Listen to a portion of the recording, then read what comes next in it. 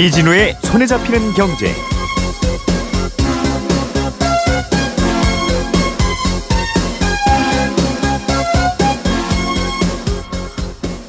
안녕하십니까, 이진우입니다. 은행에 집을 담보로 맡기고 대출을 받으면요, 돈 빌려준 은행이 그 집 등기부등본에 이거는 우리 은행이 담보로 잡은 집입니다, 이렇게 써놓습니다. 이렇게 써놓는 걸 근저당 설정이라고 하지요. 그리고 그 돈을 또 다 갚으면 그렇게 써놓은 걸 지워야 되는데, 그거 지우는 걸 근저당 말소라고 합니다. 그런데 그 집에 전세로 들어가시는 분들이 잘 알아두셔야 되는 것 중에 하나가 바로 이 근저당 말소인데요.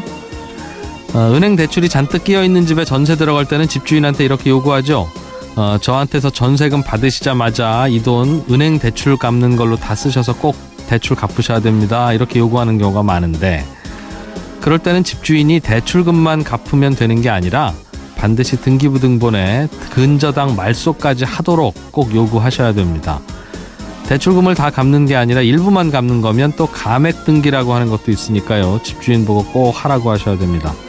물론 이것도 집주인이 하려고 하면 비용이 약간 들긴 드는데, 그래도 그걸 하도록 해야지, 대출금 돈만 갚고 근저당 말소나 감액 등기를 안 하면 이게 세입자 입장에서는 말짱 헛일입니다.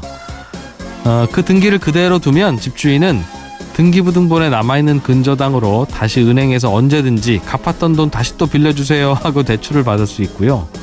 그렇게 되면 그 은행이 대출해준 대출금은 내 전세금보다 늘 더 우선순위, 선순위가 됩니다. 그래서 혹시라도 그 집이 경매로 넘어가면 은행이 대출해준 돈 다 받아가고 난 다음에 이제 내 전세금을 갚아야 되는 그런 상황이 돼서 대출금 갚으라고 요구한 게 다 헛일이 되거든요.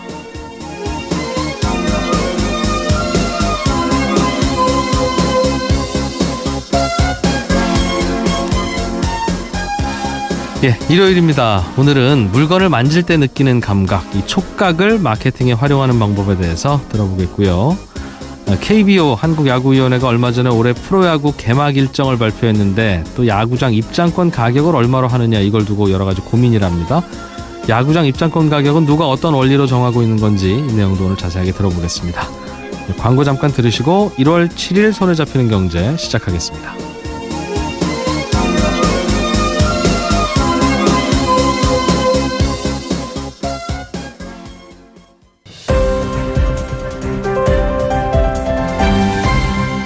이진우의 손에 잡히는 경제.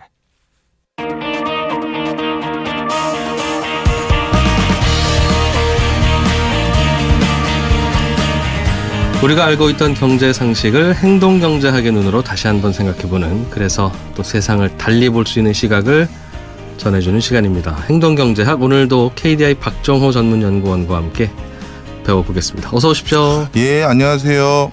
새해 첫 인사입니다. 예, 그렇습니다. 네. 새해 복 많이 받으십시오. 새해 복 많이 받으시고요. 지난해에도 참 고마웠습니다. 아유, 별 말씀을요. 예. 마케팅에다가 시각, 촉각, 후각, 다양한 감각을 활용을 하면 네. 마케팅에 도움이 많이 된다. 쉽게 얘기하면 머리를 조금만 더 쓰면 장사가 잘 돼요, 이 말이잖아요. 네, 그렇죠. 근데 오늘은 촉각이네요. 네, 맞습니다. 촉각이면 피부의 감각, 터치 이런 걸 활용하는 건데. 예, 맞습니다. 사실 20세기는 많은 마케팅 전문가들이 촉각의 시대다라고 부르더라고요. 네. 그 이유가 최근 우리가 사용하는 주요 기계들이 터치 스크린, 터치 패드 이처럼 만져서 작동하는 경우들이 점점 늘고 있습니다. 생각해보니 그러네요. 그렇죠. 따라서 어떤 제품의 터치감이 좋으냐 나쁘냐는 그 제품의 실질적인 기술력과 상관없이 터치감 때문에 성능이 더 좋아 보이게 인식될 수도 있고, 터치감 때문에 더 편하다고 인식할 수도 있거든요. 사실 그렇죠. 예, 그렇습니다. 그래서 어떤 촉각을 활용한 마케팅이 최근 국제사회적으로 굉장히 화두가 되고 있다, 이렇게 말씀드리고 싶어요. 그건 맞아요. 어떤 제품을 딱 가졌을 때, 네. 만져봤을 때 느낌이라는 건 참 중요한데, 그렇죠. 소비자 입장에서는 참 중요한데, 그렇다고 그걸 바꿀 수는 없는 거고, 청바지 천이 그렇지라든가 그러면 뭐 비단으로 만들어줄까? 뭐 어떻게 바꿀 수 있는 방법은 없다는 생각은 들어요. 그러니까 생산자나 제공자 입장에서는. 예. 그래서 이제 촉각에 대해서 그렇다면 아주 촉각을 송두리째 바꿀 수는 없지만 네. 조금 더 쾌적한 느낌을 줄 수 있는 촉각은 무엇이고 예. 같은 어떤 상황 속에서 촉각을 어떤 상태로 전달하는 게 더 좋을지에 대한 다양한 연구들이 좀 시행이 됐는데요. 네. 오늘은 이제 그런 것들을 좀 말씀을 드리려고 한다 이렇게 보시면 됩니다. 예. 먼저 촉각에 대해서 촉각 그 자체에 대해서도 좀 설명을 드릴게요. 네. 사실 우리가 진화론적으로요. 우리 인간이 여러 감각계 중에서 가장 먼저 우리 몸에 딱 체화된다고 해야 되나요? 안착되기 시작하는 게 촉각이라고 합니다. 누가 나를 터치했을 때 만졌을 때의 느낌. 그걸 제일 먼저 네, 그렇죠. 인간은 배우게 된다. 네, 그거는 언제부터냐 하면요. 우리가 수정된 이후, 그러니까 임신이 돼서 수정된 이후 2개월이 채 안 된 태아가 그러면 한 2.5cm밖에 안 된대요. 바로 이 시점에도 피부는 이미 발달하기 시작한다고 합니다. 보이지도 들리지도 않을 수 그렇죠. 있지만. 그래서 촉각은 우리가 가장 먼저 우리 몸에 체화된다라고 이렇게 하는데요. 네. 그런데 촉각이 그러면 이렇게 가장 먼저 우리 몸에 안착되기 시작하는 그런 감각이라면 제일 중요한 것이 아닐까. 다른 감각기관을 만드는데 어떻게 보면 근저에 놓인 게 아닐까 이런 생각을 해봤는데 우연치 않게 1982년에요. 피부 감각만 어떤 사고로 인해서 상실된 환자가 학계에 보고된 적이 있어요. 피부 감각만. 예. 다른 거는 아무 이상이 없는데 네. 이 사람이 멀쩡하던 사람이었는데 피부 감각만 상실한 거예요. 원래 이 사람은요. 평소 일반인들보다도 운동신경이 훨씬 좋아가지고 다트 던지기 있죠. 다트. 네. 다트 던지기 챔피언 기록 보유자이기도 했었던 사람인데요. 이분이 36 농장 관리인으로 일하다가 갑자기 이제 팔다리가 저려오기 시작하다가 이것들이 점점 심화되더니 이제 전혀 피부에 어떠한 감각도 느낄 수 없는 상태가 됐던 적이 있습니다. 네. 그리고 나서 이 사람이 어떤 상황에 놓여져 있는지 살펴봤더니요. 야, 그야말로 촉각이 제일 중요한 감각이라는 걸 알았는데요. 아니요. 그러니까 눈으로 보는 건 계속 보고. 예. 듣는 것도 다 듣고 냄새도 네. 다 맡는데 피부 감각만 없는 거예요. 뭔가 내 피부에 뭔가 닿았을 때 이것만 못 느낀다는 못 거잖아요. 느낀다는 거죠. 근데 저는 뭔가 보는 게 감각기관 중에서 제일 중요하지 않을까 이런 생각을 했었거든요. 네. 뭐 냄새도 그렇고 맛도 그렇고 그거보다도 보는 게 중요할 거라 생각했는데 이 그 의학적인 케이스를 접하고 나서 그게 아니더라고요. 촉각이 생활하는 데 제일 중요하더라는 겁니다. 이 사람이 네. 피부 감각을 잃어버리고 나서 결국 어떻게 됐냐면요. 걷지도 못하고요. 왜 못 걸어요? 왜냐하면 발에 우리가 어떤 감각이 오느냐를 바탕으로 우리가 내 오른쪽 다리에 얼마만큼의 가중치를 둬서 세상에. 하는지 그걸 느끼는 건데 발이 땅에 닿고 있다는 감각이 못 사라지- 느끼니까요. 힘 조절이 안 되는 거예요. 그다음에 가벼운 손에 들 수 있는 것들도 못 들고요. 당연히 그러니까 필기 자체는 아예 못 하는 거죠. 남들이 보기에는 똑같이 볼펜 잘 쥐고 있는 건데 예. 본인은 내가 볼펜을 다 쥐인 건지 중간에 놓은 건지 모른다는 거죠. 또 어떨 때는 힘을 자기가 통제가 안 될 정도로 꽉 쥐어가지고 연필이 부러지기도 하고 그래서 내가 얼마만큼의 힘을 얼마만큼 주고 있는지를 촉각으로 느끼는 건데 그런 게 하나도 안 되는 거예요. 그렇군요. 그래서 이 촉각이라는 걸 우리가 상실하면 심지어 옷 단추도 못 매고요. 그다음에 소변이 나오는지 모른답니다. 그게 촉각과 관련이 있는 거예요. 그러네요. 네. 그래서 정말 촉각이 중요하다라는 사실이 이 1982년도에 발견됐던 의학적 사례로 많은 사람들이 확인이 된 바가 있는데요. 네. 그 뒤로 촉각에 대한 일련의 실험들이 많이 수행이 됐었는데 이 심리학과 이제 이런 촉각과 관련된 연구를 수행했던 지각 심리학자 대표적인 사람 중에는요. 바인스타인이라는 사람이 있는데요. 네. 이 사람이 몇 가지 이제 촉각에 대한 중요한 어떻게 보면 혁신을 일으키는 연구 성과들을 냈습니다. 그 중에 하나가 일단 우리 인간은 신체 부위에 따라 촉각의 민감도가 전혀 다르다. 이걸 하나 규명했는데요. 네. 지금 어떻게 보면 당연할 것이라고 생각할 수 있는 내용인데 당시는 이게 굉장히 혁신적이었어요. 우리 피부 중에는 좀 더 민감한 부분이 있죠. 네. 어딘지 아십니까? 아니 뭐 겨드랑이 같은데 간지러우면 특히 더 간지러우잖아요. 이마를 만질 때하고는 다르잖아요. 예, 맞습니다. 예. 우리가 촉각이 가장 둔감한 곳이 발끝이라고 하더라고요. 그래서 뜨거운 예. 온탕에 들어갈 때 우리 사실 발부터 넣잖아요. 근데 그게 저는 그냥 구부리기 힘들어서 발부터 넣는 어떤 그런 거라고 발이 생각했더니 넣기가 제일 편하니까. 네, 저도 그런 줄 알았는데 그게 아니라 사람들은 무의식적으로 발이 제일 둔감하기 때문에 설사 그것이 우리가 감당할 수 없는 온도들을 하더라도 발은 그만큼 고통을 덜 그래요. 느끼기 때문에 그래서 발부터 넣는다고 한다고 하더라고요. 그건 그럴 이유도 있겠지만 예를 들면 그럼 귀가 제일 둔감하다고 쳐요. 그렇다고 그렇다고 우리가 물에 들어갈 때 귀부터 넣으려면 되게 불편하잖아요. 다른 사례를 또 드리도록 하겠습니다. 예. 그다음에 또 한 가지 중요한 내용 중에 하나가요. 이 감각 수능이라는 건데요.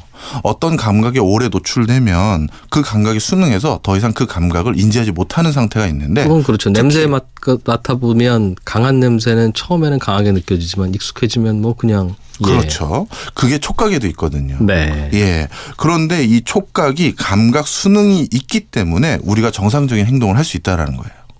우리가 지금 의자에 이렇게 앉아서 볼펜을 하나 들고 원고를 만지면서 우리가 지금 이 방송을 하고 있지 않습니까? 네네. 수많은 촉각 감각들이 있는데 그중에서 중요하지 않은 정보를 희석시키지 않으면 정보 과잉으로 이것도 정상적인 행동을 못 한다는 거예요. 그렇겠어요. 그래서 감각 네. 수능이 촉각에 있기 때문에 우리가 또 이렇게 정상적으로 촉각이 유용한 반응을 보일 수 있다. 이렇게들 얘기한다고 합니다. 의자에 앉을 때는 이제 등받이가 제대로 되어 있는지 이런 걸 전반적으로 느끼는데 감각이 활용되지만 네. 앉고 나면 이제 그거는 일 끝낸 거지. 네, 그렇죠. 계속 이거 다 잘 앉아 있는 거 맞아. 자꾸 이쪽에 신경 쓰면 예. 또 다른 곳으로 촉각의 신경이 곤두설 수 없으니까. 예. 네. 그런데 이런 우리 촉각의 특징을 그럼 결국은 마케팅에 활용을 해야 되는데. 그렇죠. 새롭게 등장하는 유통 단계들 중에 대표적인 게 온라인이잖아요. 네. 실제로 우리가 이제 물건을 살 때는 예전에는 통조림을 하나 사더라도 만져보고 들어보고 흔들어보고 살 수 있는데 지금은 사려면 사진 보고 사는 수밖에 없지 않습니까? 네. 어쩔 수 없이 특별하게 촉각이라고 하는 걸 활용할 수 없는 구조적인 상황이 될 수도 있는데 그것도 그럼 뭔가 좀 변화를 가져올 수 있는 내지는 시사점이 있는 부분일 수도 있겠다 싶어요. 네, 지금 중요한 말씀 하셨는데요. 소비자 행동 연구 쪽 파트에서는요. 그런 걸 보유 효과라고 합니다. 보유 효과? 예. 쉽게 말씀드리면요. 우리가 매장에 가서 물건을 한번 손에 쥐어봤잖아요. 네. 귀걸이나 반지라든가 반지 껴봤다든가 귀걸이 네. 한번 해봤다든가. 예. 그럼 벌써 소비자 입장에서 그게 내 거 같은 거예요. 그거 안 사고 못 베긴다는 거죠. 한번 만져봐서 착용을 해보면 예. 이게 벌써 내 거나 다름없는데 내가 빨리 사야 되는데 기필코 사야 되는데 이런 심리가 더 강해진다는 거예요. 그래서 옷가게 가면 네. 입어보라고 하는 거예요? 그렇죠. 그런 게 많습니다. 저는 한번 입어보고 예. 안 사기 미안하니까 자꾸 미안하라고. 아닙니다. 이게 그거 아니에요? 예, 실제 이렇게 한번 만져본 것에 대해서 소유욕이 더 커진다는 거예요. 요거에 대해서 재미있는 실험이 있었어요. 예. 머그컵과 관련된 실험이 있었는데요. 머그컵을 갖다 놓고 한쪽 그룹에는 머그컵을 그냥 눈으로 보게만 했고요. 나머지 한쪽에는 그 머그컵을 만지게 했는데 그리고 나서 나중에 그 머그컵에 대한 희망 가격을 적게 한 어떤 연구를 실행했었는데요. 네. 이때 역시 터치를 통해서 한번 보유한 개념을 맛본 사람들이 훨씬 머그컵 가격을 높이 측정했다라는 겁니다. 이미 내 거 같으니까 더 거기에 네. 가치를 부여하더라는 거예요. 이것은 다른 말로 하면 더 지불 의사가 있다라는 거죠.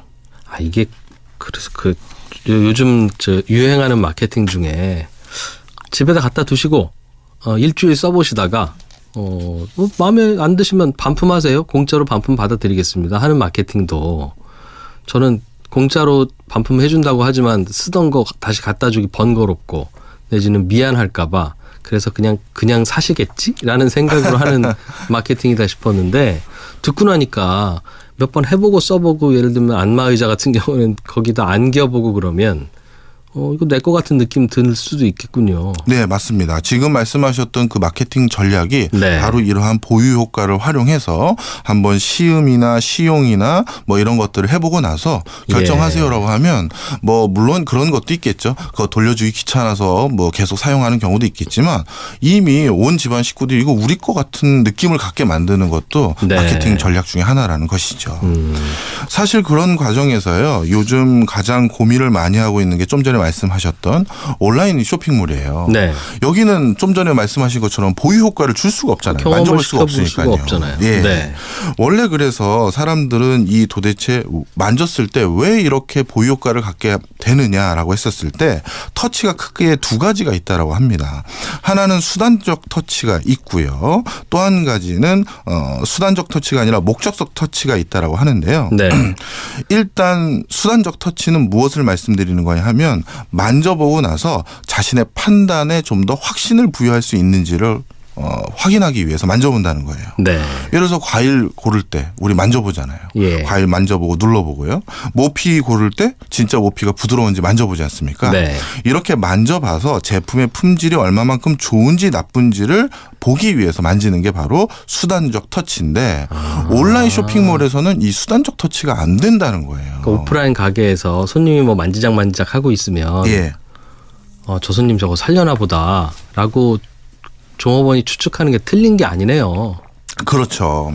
그래서 예. 이렇게 수단적 터치들이 구매 전에 많이 일어나야 예. 그 최종 구매까지 일어나기가 더욱더 용이한 건데요. 그런데 온라인 쇼핑몰에서는 네. 그래서 어떻게 하면 이런 수단적 터치를 대신할 수 있을지를 요즘 다각적으로 모색하고 있는데 요즘 우리 사회에 이슈가 되고 있는 이 4차 산업혁명이라는 단어 있지 않습니까? 네. 여기에서는 우리가 VR, AR을 비롯해서 뭐 4D 뭐 이런 소리 많이 하잖아요.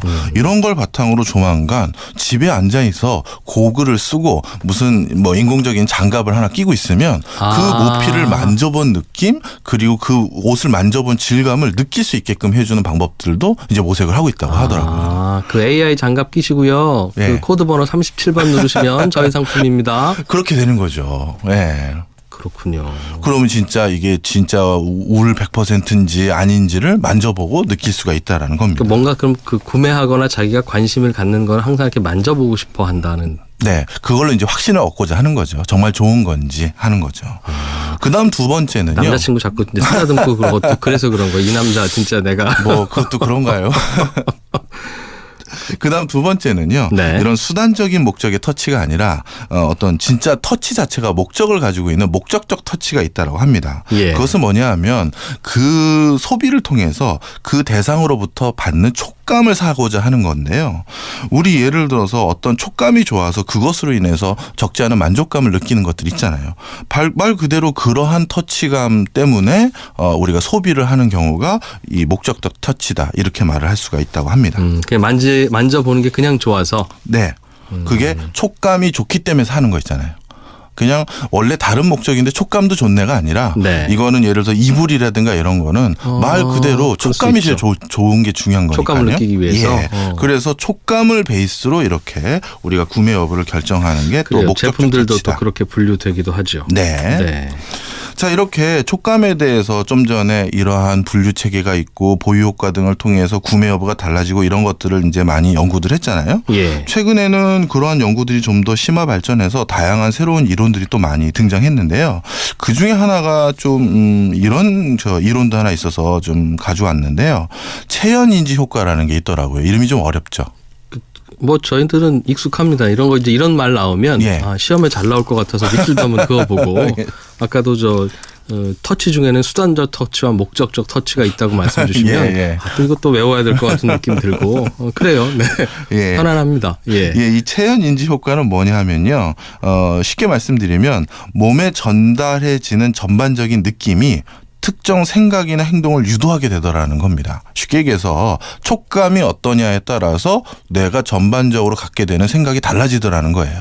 그거를 체연인지 효과라고 하는데요. 예를 들면 예를 들어서요. 이것도 실제 실험 결과가 있었던 건데요. 손에 느껴지는 따뜻하고 차가운 느낌 또는 발바닥에 느껴지는 딱딱하고 부드러운 느낌 이런 것들이 바로 사물이나 사람에 대해서 판단에 영향을 미치더라는 거죠. 더 구체적으로 좀 그 예를 말씀드려볼까요? 들면 실제로 어떤 남성을 갖다 놓고요. 이 남성이 어떤 사람일 것 같습니까? 라는 질문을 던졌는데 네. 예를 들어서 그때 손에 따뜻한 커피를 들고 있으면서 그 질문을 던진 그룹하고요. 예. 차가운 어떤 음료수를 들게 해놓고 그런 질문을 던졌을 때 그 남성에 대해서 이 사람은 온화하고 따뜻한 인품을 가졌을 것 같아요라고 질문한 쪽이 훨씬 따뜻한 음료를 들고 있는 사람들이 그런 답변이 많았고요. 아, 내가 따뜻한 찻잔을 들고 있으면 네. 앞에 있는 저 남자가 네. 따뜻해 보이더라. 그렇죠. 반대로 이야. 또 차가운 물건을 들고 있을 경우에는 왠지 저 사람 뭐 냉철하고 이지적이고 차가울 것 같아요라는 답변의 비중이 늘더라는 거예요. 그래서 시간 있으면 따뜻한 차 한잔 하자고 하는군요. 아, 그래서 데이트 연애할 신청할 때. 때. 저도 이제 그걸 알았네. 아. 왜 이걸 몰랐을까 옛날에. 예, 또. 예, 이런 얘기 좋아합니다. 예. 그 다음에 바닥 플로어가 뭘로 되어 있는지도 참 중요합니다. 딱딱한 바닥 위에 서서요 예술 작품을 보면요, 네. 차갑게 인식하는 경향이 더 높아지는 반면에요, 부드러운 카펫 위에서 예술 작품을 보면 온화한 느낌으로 예술 작품을 해석하는 기질이 더 커지더라는 거예요. 아, 참 별게 아닌데. 그렇죠. 네. 사람 참 알량해요. 이거는 예를 들면 집이 자꾸 안 나가면 그 예를 들면 뭐 세입자나 혹은 집을 팔려는 그러니까 집을 사려는 사람이 집에 올 때 뭐 하나라도 좀 부드러운 거라도 집 안에다 깔아 놓으면 그 느낌이 다르다는 뜻이겠네요. 진짜 그렇죠. 그래서 사실 우리가 어떤 집이 팔리게 하려면 예. 그 집이 사람이 살고 있는 것 같은 모습을 구현해라는 말씀을 많이 하잖아요. 네. 그런 게 아마 지금 이 베이스 안에 들어있는 내용인 것 같아요. 예. 뿐만 아니라 또 이제 입사 관련해서도 아주 재미있는 실험을 했는데요. 사람들에 대한 정보를 가벼운 클립보드에다가 넣고 그 네. 사람에 대해서 판단하게끔 한 경우하고요. 무거운 클립보드에 지원자의 서류를 끼워놓고 판단하게 했었을 때 네. 상대적으로 무거운 클립보드에 지원자의 서류를 넣었을 때 이 사람은 좀 진중해 보이고 뭐라 할까요? 좀 무거운 사람이다라는 느낌을 더욱더 강하게 투영하더라는 거예요. 그러니까 이 사람 어떤 사람 같으세요라고 이렇게 한 3장짜리 해놓고 호식기수로 딱 찍어서 예. 그냥 주는 거하고 어떤 묵직한 서류 보면제 같은 곳에다가 넣어서 주는 거하고 느낌이 다르더라. 네, 그렇죠. 참 그러니까 진짜 제가 요 촉각까지 보면서 우리가 오감 거의 다 하지 않았습니까? 행동경제학으로요. 네. 그런데 참 우리가 진짜 알량하구나. 우린 참 속기 쉬운 사람들이구나 생각을 많이 합니다. 그러네요. 그래서 우리 비싼 레스토랑에 가면 예. 메뉴도 무슨 묵직한 책으로 나와요. 아, 그렇죠. 앞에 가죽으로 되어 있고. 예. 당연히 넘겨보면 어울리는 가격이 적혀 있죠. 아. 그래서 그거에 대해서도 좀 재밌는 실험이 있었어요. 예. 이거는 세계적으로 유명한 행동경제학자들이 이제 수행한 실험인데요. 네. 맥주를 사러 가는데 맥주를 사는 공간이 아주 저렴한 구멍가게라는 것을 상상할 수 있는 어떤 단어들을 좀 줬고요. 네. 그 다음에 또 한쪽에는 맥주를 사러 간 곳이 인근에 그 리조트 근처에 있었던 어떤 고급 호텔 바에 네. 맥주를 사러 갔다라고 가정을 해본 거예요. 예. 그러니까 더운 여름철 휴가철에 네가 해변에 앉아 있는데 맥주 하나를 사러 가는데 네. 하나는 근처에 있는 어떤 그냥 마트에 사러 갔고 하나는 호텔에 사러 갔다라는 분위기만 자아낸 거예요. 실제 단어는 안 주고요. 상상해봐. 예. 이렇게. 그러니까 뭐 바텐더가 앉아 있었어. 네. 그랬을 때 바닥은 뭐 카페트였어. 뭐 이런 식으로 네. 묘사를 했고 예. 한쪽은 그냥 점원이 있었고 바닥은 뭐 그냥 매대가 있었고 뭐 이런 식으로 얘기를 한 거죠. 네. 그랬는데 그렇게 분위기만 자아내고 나서 그 더운 여름날 시원한 맥주 한 병에 넌 얼마를 지불할 생각이 있니라고 물었더니 네. 뭔가 고급진 호텔이 연상되는 그곳에서는 내가 맥주 하나를 구매할 때 지불할 금액을 더욱더 비싸게 부르더라는 거예요. 그랬을 것 같아요. 예. 그러니까 네. 우리가 어떤 촉감과 어떤 공간감이겠죠. 그 전반적인 게. 네. 어떤 곳에서 전반적으로 어떤 느낌으로 나에게 전달되느냐를 바탕으로 내가 지불할 금액의 기준치를 스스로 재설정하더라는 거죠. 그러니까 좀 전에 기자님께서 말씀하신 것처럼 예. 메뉴판의 어떤 질감 또는 고급스러움 이것을 바탕으로 메뉴판을 열었을 때 네. 거기서 나온 묵직한 숫자들이 야 이거는 내가 여기 왔으니 기꺼이 감당해야 될 나의 어떤 몫이야 이렇게 생각하게 만들도록 유도할 수 있는 첫 단추일 수도 그렇군요. 있다는 거죠. 예. 대부분의 경우에는 물건을 만드시는 분들도 있겠지만 다른 물건을 사다가 이제 파는 장사하시는 분들도 청취자분들 중에 많을 텐데 이거 제대로 활용하면 매상을 많이 올릴 수 있는 포인트가 있다는 생각이 오늘 공부 내용에도 많이 들어있네요. 예, 저도 생각보다 많은 촉각을 활용하는 마케팅이 있어서 좀 네. 많이 배웠습니다. 저도. 그러게요. 저는 무슨 옷가게 같은 거 들어가면 내지는 무슨 뭐 레코드 가게라든가 뭐 사러 들어가면 바깥에서 산 음료수, 커피 그거 갖고 들어오지 마세요. 저 앞에다 내려놓고 쇼핑 시작하세요 하는 가게들이 있는데 그게 이제 다니고 하다가 뭐 엎질러지고 사고 날까 봐 하는 일인 것 같긴 합니다만 생각해 볼 만한 거네요. 그 내 손 안에 따뜻한 뭔가가 있을 때 손님들은 좀 더 편안한 느낌을 갖고 그걸 바라보는 대상에 대해서 더 긍정적으로 본다면 오히려 들어오는 손님이 손에 빈손이면 간단하게 뭐 따뜻한 보리차라도 드리는 게 오히려 더 그렇죠. 가지고 좀 엎질러지면 닦으면 되죠. 그렇죠. 그게 훨씬 남는 장사죠. 네. 생각해 볼 만한 건데요. 예, 그렇습니다. KDI 박정호 전문연구원이었습니다. 고맙습니다. 예, 감사합니다.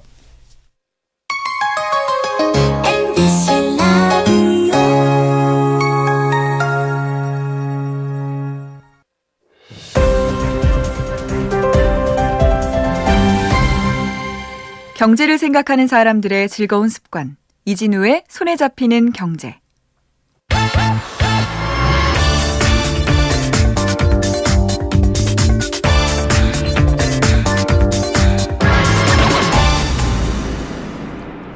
네, 우리가 잘 몰랐던 스포츠 속에 숨어있는 경제 이야기, 돈 이야기 재미있게 들어보는 시간입니다. 손에 잡히는 경제 대표적인 인기 코너 스포노믹스.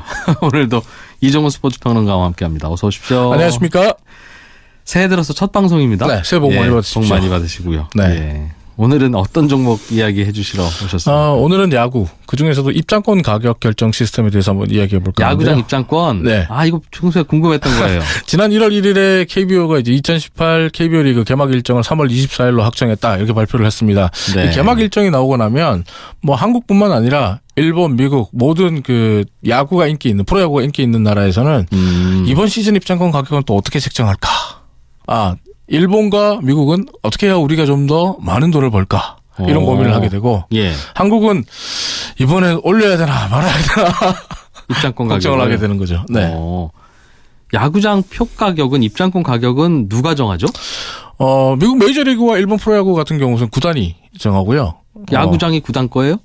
아니죠. 야구장은 그 미국이나 일본도 역시 지자체와 같이 지자체가 임대를 하는 구조고, 우리와 같이 임대하는 구조인데. 아예 렌트했으니까. 네, 렌트해서 쓰는데, 근데 차이가 있죠. 그러니까 뭐 차이가 있는 게, 우리 같은 경우에 가장 대표적인 야구장이 이제 서울 잠실 야구장이잖아요. 네. 잠실 야구장은 LG 트윈스와 두산 베어스가 3년 단위로 매년 계약을 갱신하는데, 세입자가 공동 2명인 거예요, 그럼? 2명이죠. 홈구장을 둘이 나눴으니까. 세입자는 2명. 그래서 그럼 집주인은 누구예요? 서울시죠. 서울시 거. 서울시다 보니까 서울시의 그 3년 단위로 두 팀이 합쳐서 한 23억 5천만 원 정도의 연간이 아니고요. 3년 단위로 계약을 하니까. 3년에 24억 내고 빌려다 쓰는 거다, 이거죠. 네, 그렇게 되고, 양키스 같은 경우는 $1에 그 양키 스타디움을 임대해서 쓰고 있죠. 뉴욕시가 싸게 빌려줘. 사실 무상이죠. 무상 임대인데, 네. 그냥 상징적으로 $1를 주는 거고. 그런데 이제 입장권 가격 같은 경우는, 네. 양키스 같은 경우는 입장권, 양키스뿐만 아니라 뭐 우리 프로야구단도 마찬가지입니다만, 그 메이저리그나 대한민국 프로야구 10개 구단의 가장 주요한 수입 중에 하나가 입장권 판매 수입이거든요. 우리 프로야구에서는 구단들의 수입의 40% 이상을 차지하고, 미국 메이저리그 같은 경우도 한 40-50% 수입을 차지해요. 그래서 결코 무시할 수 없는 아주 중요한 부분이다 보니까, 입장권 가격을, 한 해 입장권 가격을 어떻게 매기느냐에 따라서, 네. 그의 매출과 이윤이 왔다 갔다 하게 되는 거죠. 그러면 우리 잠실 야구장은 주인은 서울시, 네. 세입자는 이 두 야구단인데, 네. 입장권은 그럼 그 입장권 수입은 두 야구단이 다 가져요? 아니면 입장권 수입의 일부도 서울시한테 줘야 됩니까? 두 구단이 수입은 다 가져가요. 그런데 이제 그 문제는 서울 그 고척돔 있죠. 네. 넥센 히어로즈가 쓰는 고척돔 같은 경우는 그 연간 단위의 계약이 아니라 일일 단위, 하루 단위의 계약이거든요. 그래요? 그 네. 운동장은 또 그렇게 빌립니까? 고척돔은 하루 단위로 계약을 하다 보니까 고척돔은 입장 수입의 10%를 그 서울시에 주는 조건으로 임대가 돼 있어요. 하루 임대하는데 네. 입장 수입의 10%를 차이가 있고요. 근데 이제 그 입장권 가격 같은 경우에 미국 메이저리그와 지금 일본 프로야구 같은 경우는 이 입장권 가격을 결정하는 게 너무 복잡하니까 사실 메이저리그 같은 경우는 한 20개가 넘는 입장권 가격이 있거든요. 입장권이 20종류가 넘어요. 자석에 따라 다르고 뭐 네. 서비스에 따라 다르고 또 게임 매치별로 또 다르고 그리고 야구장이 주마다 막 여기저기 있을 텐데 같은 리그전이라도 네. 저 동네 야구장하고 이 동네 야구장은 입장권이 다르죠. 비싸 그 가격이 다르죠. 예, 우리도 달라요. 우리는 뭐 심지어 서울 잠실구장을 LG 트윈스 두산 베어스가 쓴다 그랬잖아요. 네. 두산의 주말 경기 티켓이랑 LG의 주말 경기 티켓이 가격이 달라요. LG가 좀 더 비쌉니다. 아, 홈팀이 정하나 봐요? 홈팀이 정하죠. 홈팀이 정하는데 가격을 이 입장권 가격을 정하는 게 너무 복잡하니까 지금 최근에 이제 미국과 일본 쪽에서는 입장권 가격을 아예 인공지능 AI에게 맡기자. 얼마를 정했을 때 손님이 제일 많이 와서 매출이 극대화되는지. 그러니까 우리가 지금까지 이제 입장했던 관중 수라든지 데일리 입장 관중 수라든지 뭐 그때 날씨, 그때 뭐 상대 팀, 그때 뭐 경기력 뭐 이런 여러 가지 빅데이터들을 다 모아서 AI가 예를 들면 3월 24일 개막전 경기는 5만 원 받으세요. 뭐 25일 경기는 6만 원 받으세요. 27일 경기는 4만 원 받으세요. 이런 식으로 정해준다는 거예요. 최근에 지금 실험을 것이다. 하고 있어요. 작년 여름부터 일본 프로야구와 메이저리그에서 이제 시범적으로 지금 도입해서 쓰고 있는데 우리는 아직까지 이렇게는 못하고. 우리는 그럼 1년치 입장료가 딱 정해져 있어요? 잠실에서 하는 올해 경기는 외야석 기준으로 얼마다? 근데 발표를 하면 정해지죠. 근데 이제 고민해서 발표를 하겠죠. 네. 근데 우리 같은 경우는 앞서 말씀드렸던 이 AI 시스템을 도입할 수가 없어요. 미국이나 그 일본은 AI 시스템을 도입을 시범적으로 해보고 점차 늘려가겠다 그러는데 그게 가능한 거는 입장권을 구단이 마음대로 정하는 거니까 어차피. 네. 뭐 그거 그럴 수 있는데 우리는 왜 못해요? 우리는 못하는 이유가 구단이 마음대로 못 정하니까. 저기 저 고척돔은 네. 하루 입장 수익의 10%를 운동장 주인한테 내야 되니까 그거는 입장료 정할 때도 운동장 주인하고 상의를 해야 될 것 같아요. 네. 당연히 운동장 주인도 이 사람아 입장 수입이 얼마나 되는지 알아야 나도 그렇죠. 내 이해관계가 걸리는 거니까 혼자 정하면 안 돼. 당연히 할 텐데. 무료 입장 시켜버리면 수입이 없잖아. 그렇죠. 그럴까봐. 네. 그런데 너무 비싸게 해버려도 또 손님이 네. 안 올 테니. 근데 잠실은 어차피 연간 월세 내고 나면 관중이 많이 들든 적게 들든 서울시는 어차피 돈이 더 가고 덜 가고 하는 게 없다면서요. 네. 그러면 그거야 구단이 알아서 정하는 거죠. 월세 다 내고 나면 내가 하는 음식점 음식값 얼마 받든지 그걸 건물주가 터치할 이유가 없지 않습니까? 근데 터치를 해요, 우리는. 서울시가? 네. 왜요? 비싸게 받으면 안 된다. 야구로 돈 벌면 안 된다. 그러니까 우리나라 프로야구는 조금 독특한 게요. 네. 프로라는 타이틀을 달고 있잖아요. 프로는 뭐냐면 수익을 내는 기업이라는 거거든요. 그 수익을 내고 이윤 창출이 성적을 잘 내고 수익을 잘 내는 것이 제 1의 목표가 돼야 되는데 네. 미국 프로야구나 미국 메이저리그나 일본 프로야구 같은 경우는 이 프로 비즈니스라는 생각이 강합니다. 근데 우리나라는 유독 이제 야구 팬들조차도 야구는 일종의 시민들을 위한 봉사, 서비스, 사회공헌 차원에서 진행되는 거다라고 생각을 많이 해요. 그러니까 뭐냐면 입장권 가격이 오른다. 라는 소문이 나잖아요. 네. 그러니까 구단들이 올해는 입장권을 조금 올려야겠다. 입장권 티켓 가격을 좀 올려야겠다. 그런데 이 소문이 나면 지방자치단체와 지방자치단체 의원들 그리고 지역의 시민단체들이 곧바로 엄청나게 센 목소리를 냅니다. 야구로 시민들에게 서비스하라고 우리가 야구장 지어가지고 싸게 빌려주고 있는데 니네가 돈을 벌겠다고? 우리 지역민들을 상대로 장사를 하겠다고? 이런 나쁜 놈들 이렇게 돼버려요. 거기서 잠깐. 그래서 거기서 네. 만약 그 야구장을 네. 정말 시민들에게 그 재미있는 야구 경기 싸게 보여주세요라는 이유로 싸게 빌려줬다면 네. 이 주장이 옳은 것 같아요. 그렇죠. 그런데 그렇지도 않아요. 과연 싸게 빌려준 거냐 아니냐가 이게 관건일 텐데. 싸게 빌려줬다면 네. 정운찬 그 신임 KBO 총재가 지난 1월 3일에 신임 총재로 부임을 했는데 부임 첫 일성이 뭐냐면 서울시와 만나서 잠실구장 임대료 문제를 해결하겠다였어요. 야구계 입장에서는 너무 비싸다라고 네. 생각하는 모양이에요. 그리고 왜 비싸냐면 네. 임대 수익 자체도 수익이지만 광고권을 야구장에 있는 펜스라든지 정합판 광고 광고권을 서울시가 갖고 있거든요. 아, 잠실구장의 펜스에다 광고하려면 그 네. 돈은 서울시에 내요? 서울시가 위탁한 업체를 통해야 돼요. 그럼 서울시가 직접 운영하는 건 아니고 위탁 예. 업체를 둬가지고. 그렇겠죠, 그거야, 그러니까 당연히. 이제 결국 뭐냐면 야구장은 있고 야구장에서 LG 선수들, 잠실 선수들이, 두산 선수들이 야구를 하는데 네. 그리고 그 선수들을 보기 위해서 야구장에 손님들이 모이는 거잖아요. 네. TV 중계도 그것 때문에 보는 거고. 예. 그런데 정작 광고 수입은 서울시가 가져가는 거죠. 이거는 그 야구장 계약을 그 누가 많이 받으라고 저는 어느 쪽 편드는 건 아니지만 구조적으로 네. 잘못했네요. 서울시 입장에서는 그러면 무료 입장이라도 시켜서 야구장에 관객이 많이 들어올수록 좋네요. 그렇죠. 그래야 야구장에 광고를 광고 많이 볼 되니까. 거고 네. 그러니까. 그러니 당연히 서울시 입장에서는 입장료 올리는 게 싫죠. 치를 수 있고 그다음에 그게 네. 항상 그 이야기가 지역민들을 위한 서비스다 이렇게 얘기를 하는데 명분이 어쨌든 네. 간에. 근데 지방자치단체들의 이 의원들 같은 경우에 네. 시정 질문 같은 거 하잖아요. 근데 시정 질문한 내용 보면 뭐 야구장을 싸게 빌려줬네. 시민들의 혈세로 지은 야구장을 이렇게 싸게 빌려주면 어떡하냐? 더 많은 돈을 받아라. 뭐 이런 얘기를 하거든요. 그러니까 니네는 재주를 부리고 돈은 우리가 먹겠다라는.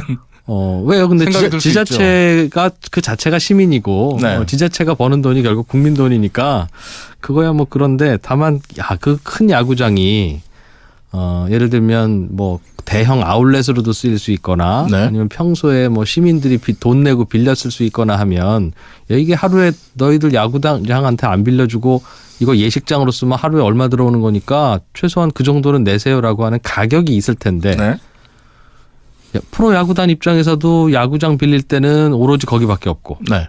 그렇죠. 야구장이 없으니까.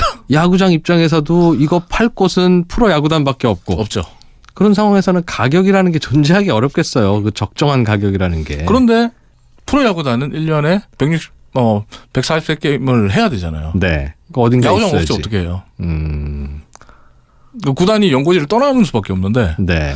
구단이 또 연고지를 떠나겠다 그러면 가만 안 있습니다.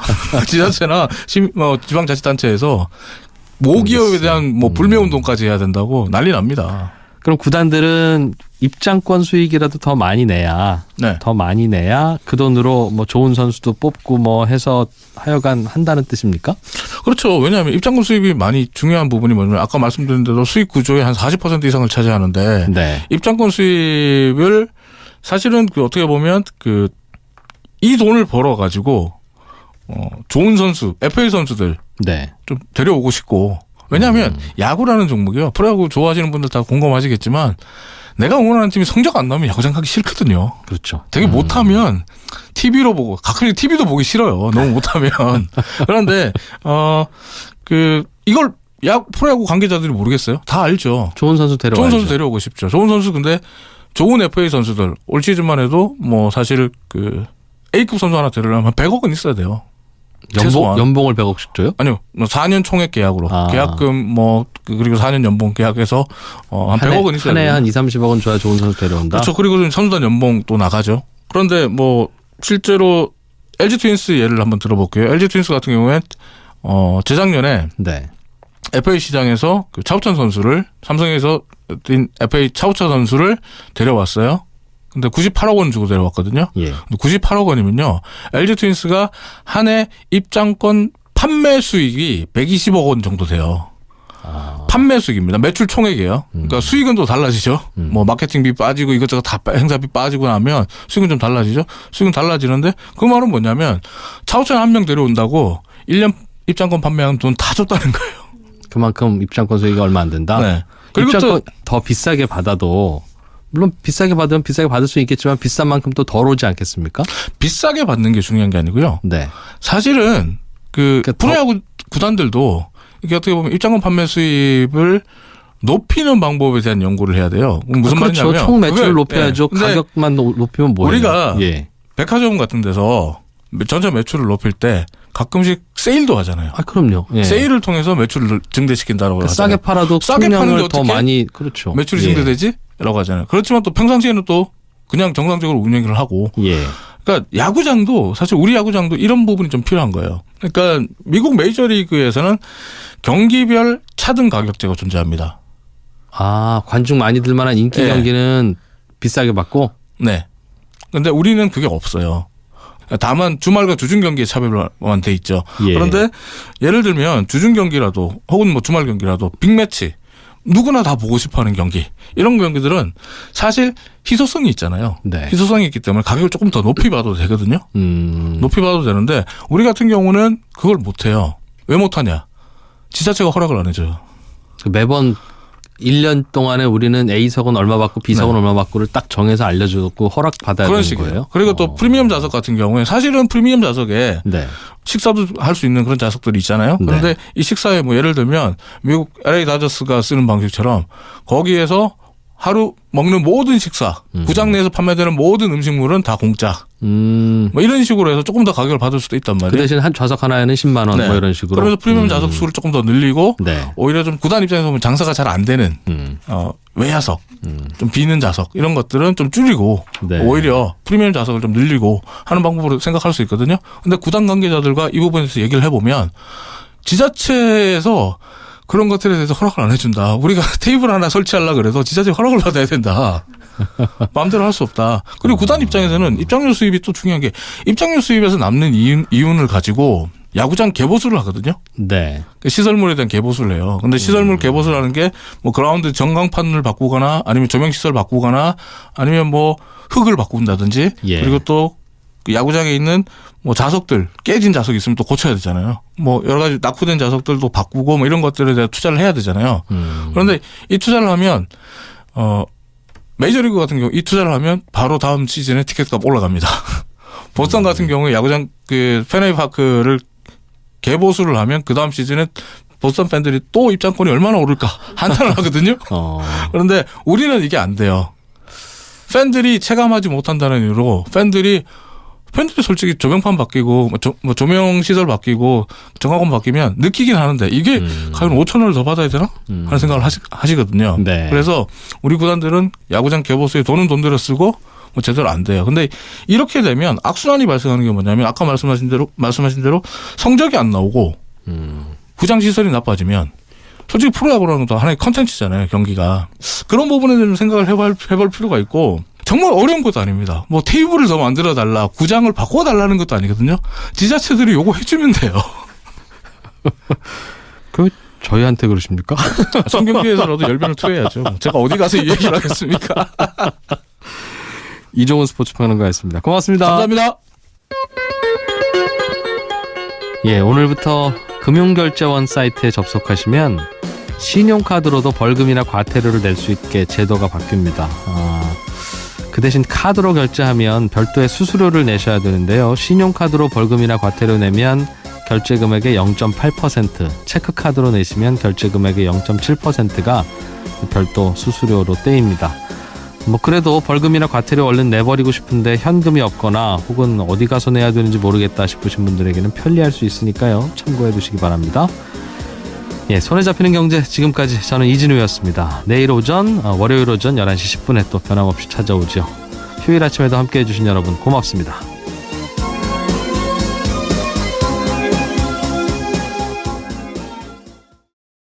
같은 어떤 상황 속에서 촉각을 어떤 상태로 전달하는 게 더 좋을지에 대한 다양한 연구들이 좀 시행이 됐는데요. 네. 오늘은 이제 그런 것들을 좀 말씀을 드리려고 한다 이렇게 보시면 됩니다. 예.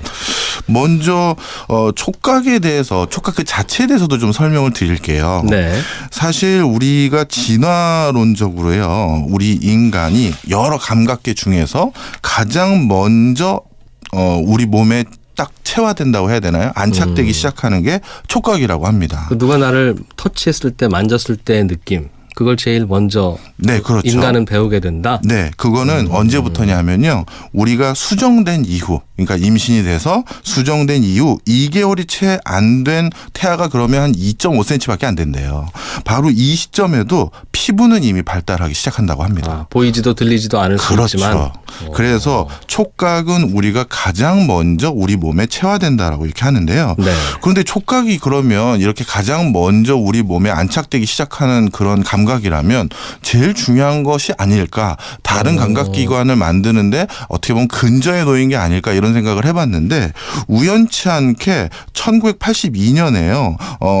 피부 감각만 어떤 사고로 인해서 상실된 환자가 학계에 보고된 적이 있어요. 피부 감각만. 예. 다른 거는 아무 이상이 없는데 네. 이 사람이 멀쩡하던 사람이었는데 피부 감각만 상실한 거예요.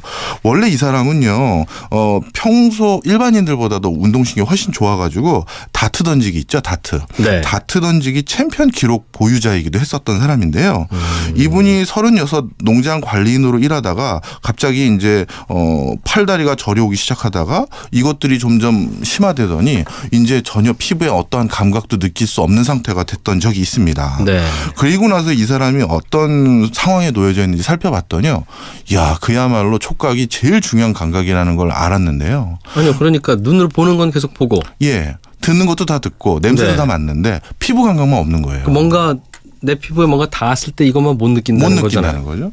근데 저는 뭔가 보는 게 감각기관 중에서 제일 중요하지 않을까 이런 생각을 했었거든요. 네. 뭐 냄새도 그렇고 맛도 그렇고 그거보다도 보는 게 중요할 거라 생각했는데 이 그 의학적인 케이스를 접하고 나서 그게 아니더라고요.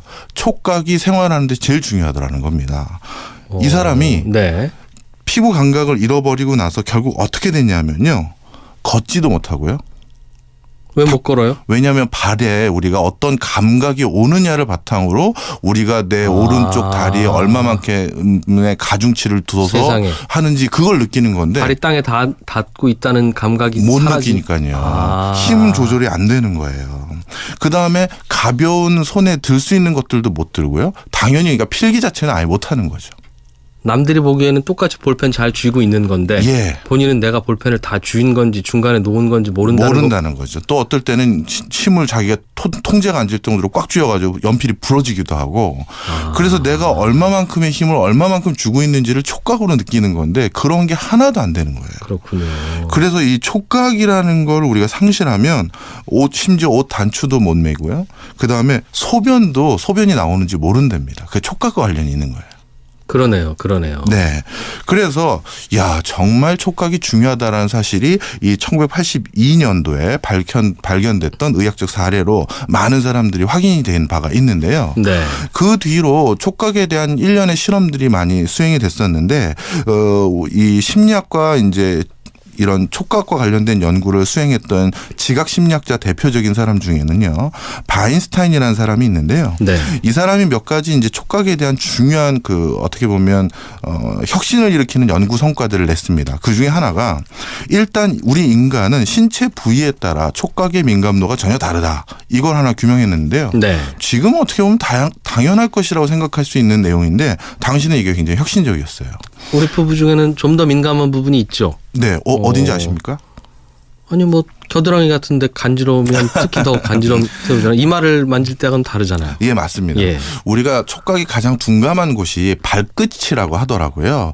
그래서 뜨거운 예. 온탕에 들어갈 때 우리가 사실 발부터 넣잖아요. 근데 그게 저는 그냥 구부리기 힘들어서 발부터 넣는 어떤 그런 거라고 발이 생각했더니 넣기가 제일 편하니까. 저도 그런 줄 알았는데 그게 아니라 사람들은 무의식적으로 발이 제일 둔감하기 때문에 설사 그것이 우리가 감당할 수 없는 온도들을 하더라도 발은 그만큼 고통을 덜 느끼기 때문에 그래서 발부터 넣는다고 한다고 하더라고요. 그건 그럴 이유도 있겠지만 예를 들면 그럼 귀가 제일 둔감하다고 쳐요. 그렇다고 우리가 물에 들어갈 때 귀부터 넣으려면 되게 불편하잖아요. 다른 사례를 또 드리도록 하겠습니다. 네. 그다음에 야구장 입장권 가격은 누가 어떤 원리로 정하고 있는 건지 이 내용도 오늘 자세하게 들어보겠습니다. 광고 잠깐 들으시고 1월 7일 손에 잡히는 경제 시작하겠습니다.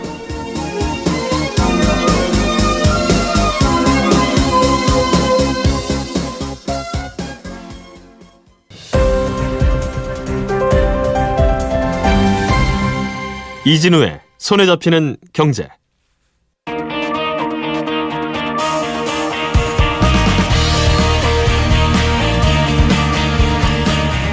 우리가 알고 있던 경제 상식을 행동경제학의 눈으로 다시 한번 생각해보는, 그래서 또 세상을 달리 볼 수 있는 시각을 전해주는 시간입니다. 행동경제학, 오늘도 KDI 박정호 전문연구원과 함께 배워보겠습니다. 어서 오십시오. 예, 안녕하세요. 새해 첫 인사입니다. 예, 그렇습니다. 네. 새해 복 많이 받으십시오. 새해 복 많이 받으시고요. 지난해에도 참 고마웠습니다. 아유, 별 말씀을요. 예. 마케팅에다가 시각, 촉각, 후각, 다양한 감각을 활용을 하면 네. 마케팅에 도움이 많이 된다. 쉽게 얘기하면 머리를 조금만 더 쓰면 장사가 잘 돼요, 이 말이잖아요. 네, 그렇죠. 근데 오늘은 촉각 촉각이네요. 네, 맞습니다. 촉각이면 피부의 감각, 터치 이런 걸 활용하는 건데. 예, 맞습니다. 사실 20세기는 많은 마케팅 전문가들이 촉각의 시대다라고 부르더라고요. 네. 그 이유가 최근 우리가 사용하는 주요 기계들이 터치 스크린, 터치 패드 이처럼 만져서 작동하는 경우들이 점점 늘고 있습니다. 생각해보니 그러네요. 그렇죠. 따라서 어떤 제품의 터치감이 좋으냐 나쁘냐는 그 제품의 실질적인 기술력과 상관없이 터치감 때문에 성능이 더 좋아 보이게 인식될 수도 있고 터치감 때문에 더 편하다고 인식할 수도 있거든요. 사실 그렇죠. 예, 그렇습니다. 그래서 어떤 촉각을 활용한 마케팅이 최근 국제사회적으로 굉장히 화두가 되고 있다. 이렇게 말씀드리고 싶어요. 그건 맞아요. 어떤 제품을 딱 가졌을 때 네. 만져봤을 때 느낌이라는 건 참 중요한데 그렇죠. 소비자 입장에서는 참 중요한데 그렇다고 그걸 바꿀 수는 없는 거고 청바지 천이 그렇지 라든가 그러면 뭐 비단으로 만들어줄까? 뭐 어떻게 바꿀 수 있는 방법은 없다는 생각은 들어요. 그러니까 생산자나 제공자 입장에서는. 예. 그래서 이제 촉각에 대해서 그렇다면 아주 촉각을 송두리째 바꿀 수는 없지만 네. 조금 더 쾌적한 느낌을 줄 수 있는 촉각은 무엇이고 예.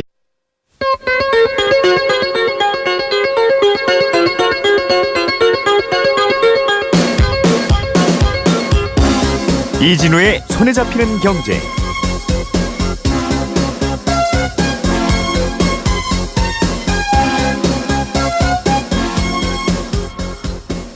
안녕하십니까, 이진우입니다. 은행에 집을 담보로 맡기고 대출을 받으면요, 돈 빌려준 은행이 그 집 등기부등본에 이거는 우리 은행이 담보로 잡은 집입니다 이렇게 써놓습니다. 이렇게 써놓는 걸 근저당 설정이라고 하지요. 그리고 그 돈을 또 다 갚으면 그렇게 써놓은 걸 지워야 되는데 그거 지우는 걸 근저당 말소라고 합니다. 그런데 그 집에 전세로 들어가시는 분들이 잘 알아두셔야 되는 것 중에 하나가 바로 이 근저당 말소인데요. 은행 대출이 잔뜩 끼어있는 집에 전세 들어갈 때는 집주인한테 이렇게 요구하죠. 저한테서 전세금 받으시자마자 이 돈 은행 대출 갚는 걸로 다 쓰셔서 꼭 대출 갚으셔야 됩니다. 이렇게 요구하는 경우가 많은데 그럴 때는 집주인이 대출금만 갚으면 되는 게 아니라 반드시 등기부등본에 근저당 말소까지 하도록 꼭 요구하셔야 됩니다. 대출금을 다 갚는 게 아니라 일부만 갚는 거면 또 감액 등기라고 하는 것도 있으니까요. 집주인 보고 꼭 하라고 하셔야 됩니다. 물론 이것도 집주인이 하려고 하면 비용이 약간 들긴 드는데 그래도 그걸 하도록 해야지. 대출금 돈만 갚고 근저당 말소나 감액 등기를 안 하면 이게 세입자 입장에서는 말짱 헛일입니다. 그 등기를 그대로 두면 집주인은 등기부등본에 남아있는 근저당으로 다시 은행에서 언제든지 갚았던 돈 다시 또 빌려주세요 하고 대출을 받을 수 있고요. 그렇게 되면 그 은행이 대출해준 대출금은 내 전세금보다 늘 더 우선순위, 선순위가 됩니다. 그래서 혹시라도 그 집이 경매로 넘어가면 은행이 대출해준 돈 다 받아가고 난 다음에 이제 내 전세금을 갚아야 되는 그런 상황이 돼서 대출금 갚으라고 요구한 게 다 헛일이 되거든요.